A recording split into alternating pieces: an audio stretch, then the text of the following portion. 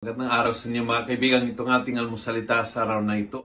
Ang ebanghelyo natin ay Matthew 11:20-24. Sabi ng ebanghelyo, "Then Jesus began to denounce the cities in which he had performed most of his miracles, because the people there did not change their ways." Hindi sila magbago. Kahit anong himala na ginawa niya, hindi sila nagbago. Hindi sila nagbago. Tinanggap ang grasya, pero hindi nagbago ang ugali. Tinanggap ang pagdalaw ng Diyos, pero hindi nagbago ang pagtingin sa Diyos. Tinanggap ang salita ng Diyos, pero hindi nagbago ang kanilang pananalita.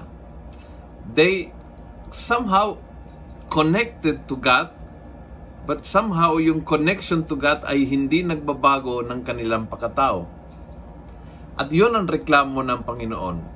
Yun ang reklamo ng Panginoon. He began to denounce because the people did not change their ways. They listen, they accept, they receive, nakinig sa kanyang salita, nagpagaling, nagpabless sa kanya, tinanggap siya. Pero yung kanilang buhay, ang kanilang core values, ang kanilang pananaw, ang kanilang ugali, ang kanilang pananalita hindi nagbago. At iyon ang reklamo ng Panginoon sa kanila. Tingin ko ngayong araw na ito kailangan tanungin, sa akin ba? Ako din nakikinig araw-araw sa kanyang salita. Ako din nagsisimba araw-araw. Ako din ay tagatanggap ng maraming biyaya ng Diyos. Ako ba ay nagbago? Ang kanyang salita ay nag-apekto sa aking pananalita. Ang kanyang pananaw ay nagbago ng aking pananaw.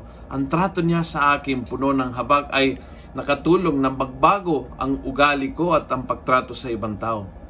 Yon ang hinahanap ng Panginoon.